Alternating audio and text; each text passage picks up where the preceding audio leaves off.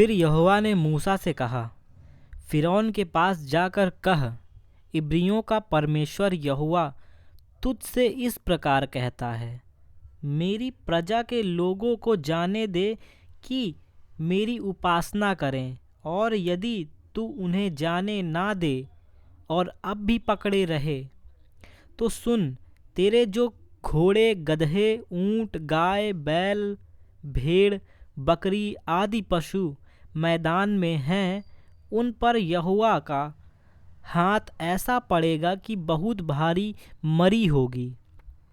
परंतु यहोवा इज़राइलियों के पशुओं में और मिस्रियों के पशुओं में ऐसा अंतर करेगा कि जो इज़राइलियों के हैं उनमें से कोई भी ना मरेगा।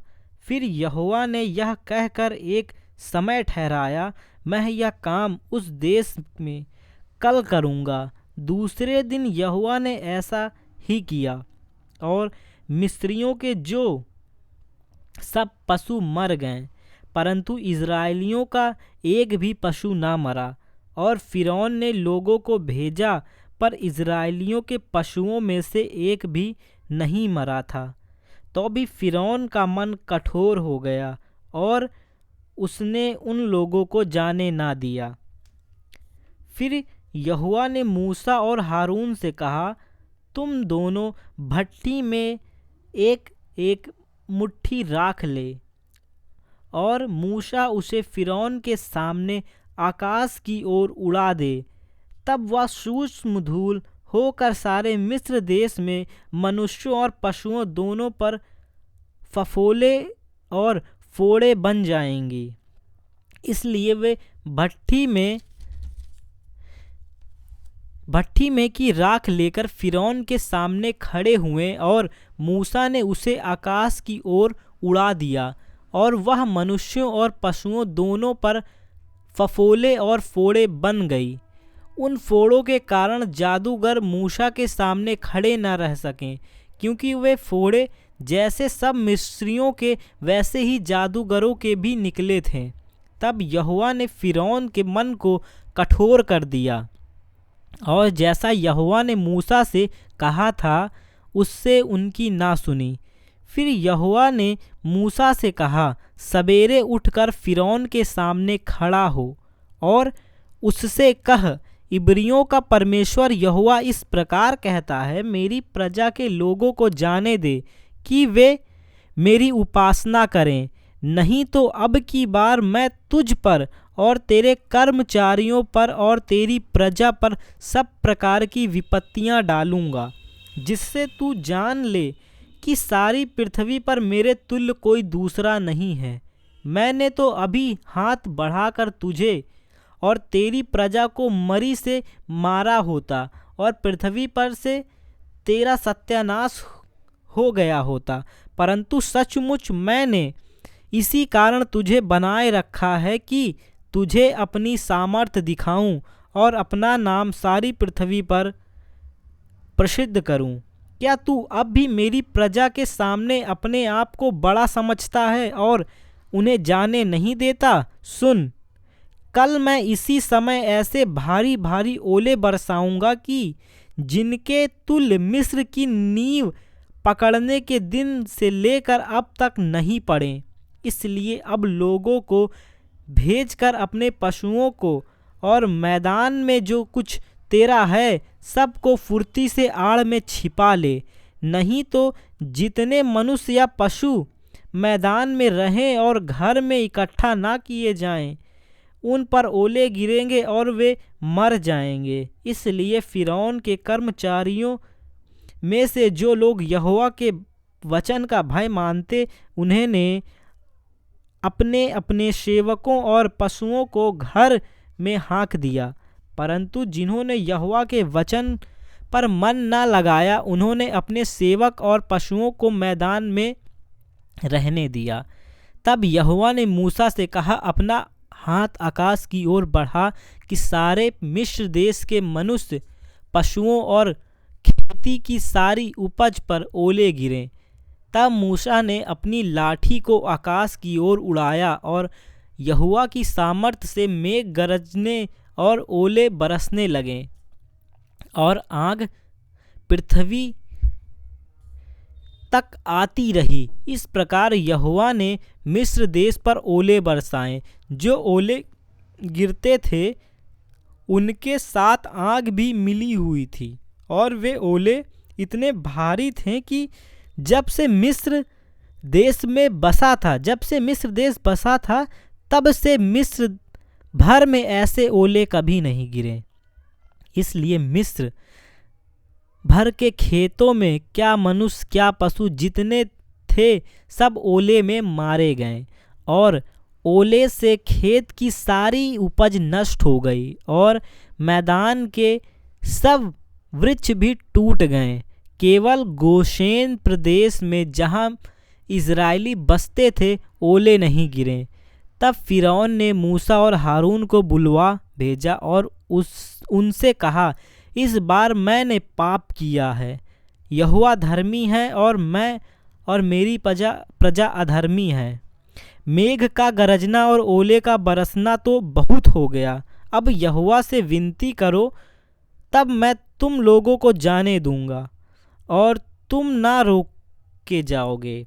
मूसा ने उनसे कहा, नगर से निकलते ही मैं यहोवा की ओर हाथ फैलाऊंगा, तब बादल का गरजना बंद हो जाएगा और ओले फिर ना गिरेंगे। इससे तू जान लेगा कि पृथ्वी यहोवा की ही है। तो भी मैं जानता हूँ कि ना तो तू और ना तेरे कर्मचारी यहोवा परमेश्वर का भय मानेंगे। सन और जौ तो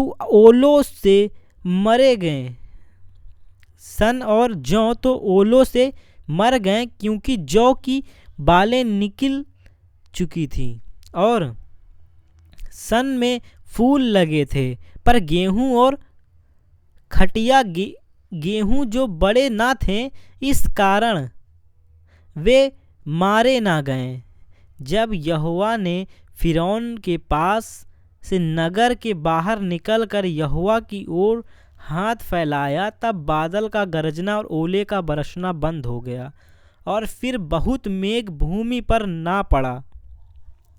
परंतु यह देख कि मेघ और ओले और बादल का गरजना बंद हो गया, फ़िरौन ने अपने कर्मचारी समेत फिर अपने मन को कठोर करके पाप किया। इस प्रकार फ़िरौन का मन हठीला होता गया और उसने इज़राइलियों को जाने ना दिया, जैसा कि यहोवा ने मूसा के द्वारा कहलाया था। फिर यहोवा ने मूसा से कहा, फ़िरौन के पास जा, क्योंकि मैं ही ने उसके और उसके कर्मचारियों के मन को इसलिए कठोर कर दिया है कि अपने चिन्ह उनके बीच में दिखलाऊं, और तुम लोग अपने बेटों और पोतों से इसका वर्णन करो कि यहोवा ने मिस्रियों को कैसे ठट्ठों में उड़ाया और अपने क्या क्या चिन्ह उसके बीच प्रकट किया, जिससे तुम यह जान लोगे कि मैं यहोवा हूँ। तब मूसा और हारून ने फ़िरौन के पास जाकर कहा, इब्रियों का परमेश्वर यहोवा तुम से इस प्रकार कहता है, तू कब तक मेरे सामने दीन होने से संकोच करता रहेगा? मेरी प्रजा के लोगों को जाने दे कि वे मेरी उपासना करें।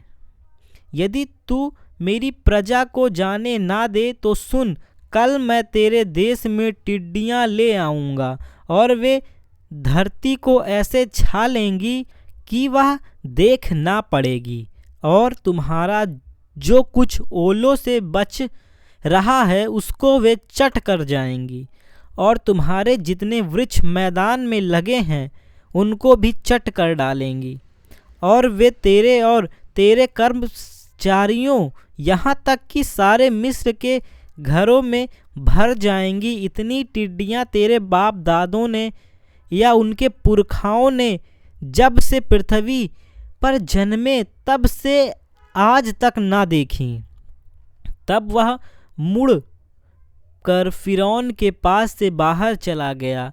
तब फ़िरौन के कर्मचारी उससे कहने लगे, वह जन कब तक हमारे लिए फंदा बना रहेगा? उन मनुष्यों को जाने दे कि वे अपने परमेश्वर यहोवा की उपासना करें। क्या तू अब तक नहीं जानता कि सारा मिस्र नष्ट हो गया है? तब मूसा और हारून फ़िरौन के पास फिर बुलाए गए और उसने उनसे कहा, चले जाओ, अपने परमेश्वर यहोवा की उपासना करो। परंतु वे जो जाने वाले हैं कौन कौन है? मूसा ने कहा, हम तो बेटे बेटियां, भेड़ बकरियां, गाय बैलों समेत वरन बच्चों से बूढ़ों तक सब के सब जाएंगे, क्योंकि हमें यहोवा के लिए पर्व करना है।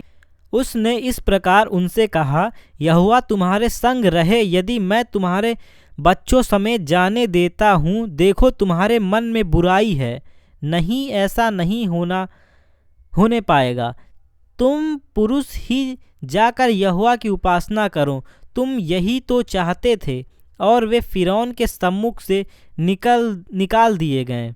तब यहोवा ने मूसा से कहा, फिर देश के ऊपर अपना हाथ बढ़ा कि टिड्डियाँ मिस्र देश पर चढ़ें, कि भूमि का जितना अन्न आदि ओले से बचा है सबको चट कर जाएं। अतः मूसा ने अपनी लाठी को मिस्र देश के ऊपर बढ़ाया। तब यहोवा ने दिन भर और रात भर देश पर पुरवाई चलाई, और जब भोर हुआ तब उस पुरवाई में टिड्डियाँ आईं, और टिड्डियों ने चट के मिस्र देश के सारे स्थान में बसेरा किया। उनका दल बहुत भारी था, वरन ना तो उनसे पहले ऐसी टिड्डियाँ आई थीं और ना उनके बाद ऐसी फिर आएंगी। वे तो सारी धरती पर छा गईं, यहाँ तक कि देश में अंधकार छा गया, और उसका सारा अन्न आदि और वृक्षों के सब फल अर्थात जो कुछ ओलों से बचा था सब को उन्होंने चट कर लिया। यहाँ तक कि मिस्र देश भर में ना तो किसी वृक्ष पर कुछ हरियाली रह गई और ना खेत में अनाज रह गया। तब फ़िरौन ने तुरंत मूसा और हारून को बुलाया के कहा, मैंने तो तुम्हारे परमेश्वर यहोवा का और तुम्हारा भी अपराध किया है, इसलिए केवल अब की बार मेरा अपराध क्षमा करो और अपने परमेश्वर यहोवा से विनती करो कि वह मेरे ऊपर से इस मृत्यु को दूर करे। तब मूसा ने फ़िरौन के पास से निकलकर यहोवा से विनती की। तब यहोवा ने बहुत प्रचंड पश्चिम हवा बहाकर टिड्डियों को उड़ाकर लाल समुद्र में डाल दिया, और मिस्र के किसी स्थान में एक भी टिड्डी न रह गई। तो भी यहोवा ने फ़िरौन के मन को कठोर कर दिया, जिससे उसने इज़राइलियों को जाने ना दिया। फिर यहोवा ने मूसा से कहा, अपना हाथ आकाश की ओर बढ़ा कि मिस्र देश के ऊपर अंधकार छा जाए, ऐसा अंधकार कि टटोला जा सके। तब मूसा ने अपना हाथ आकाश की ओर बढ़ाया और सारे देश में 3 दिन तक घोर अंधकार छाया रहा। 3 दिन तक ना तो किसी ने किसी को देखा और ना कोई अपने स्थान से उठा, परंतु सारे इज़राइलियों के घरों में उजियारा रहा। तब फ़िरौन ने मूसा को बुलवा कर कहा, तुम लोग जाओ, यहोवा की उपासना करो और अपने बाल बच्चों को भी संग ले जाओ, केवल अपनी भेड़ बकरी और गाय बैल को छोड़ जाओ। मूसा ने कहा, तुमको हमारे हाथ मेल बलि और होम बलि के पशु भी देने पड़ेंगे, जिन्हें हम अपने परमेश्वर यहोवा के लिए चढ़ाएं। इसलिए हमारे पशु भी हमारे संग जाएंगे, उनका ऐसा खुर तक न रह जाएगा, क्योंकि उन्हीं में से हमको अपने परमेश्वर यहोवा की उपासना का सम्मान लेना होगा, और हम जब तक वहाँ ना पहुँचे तब तक नहीं जानते कि क्या क्या लेकर यहोवा की उपासना करनी होगी। पर यहोवा ने फ़िरौन का मन हठीला कर दिया, जिससे उन्हें जाने ना दिया। तब फ़िरौन ने उससे कहा, मेरे सामने से चला जा और सचेत रह, मुझे अपना मुख फिर ना दिखाना, क्योंकि जिस दिन तू मुझे मुँह दिखाए उसी दिन तू मारा जाएगा। मूसा ने कहा, तूने ठीक कहा, मैं तेरे मुँह को फिर कभी ना देखूँगा।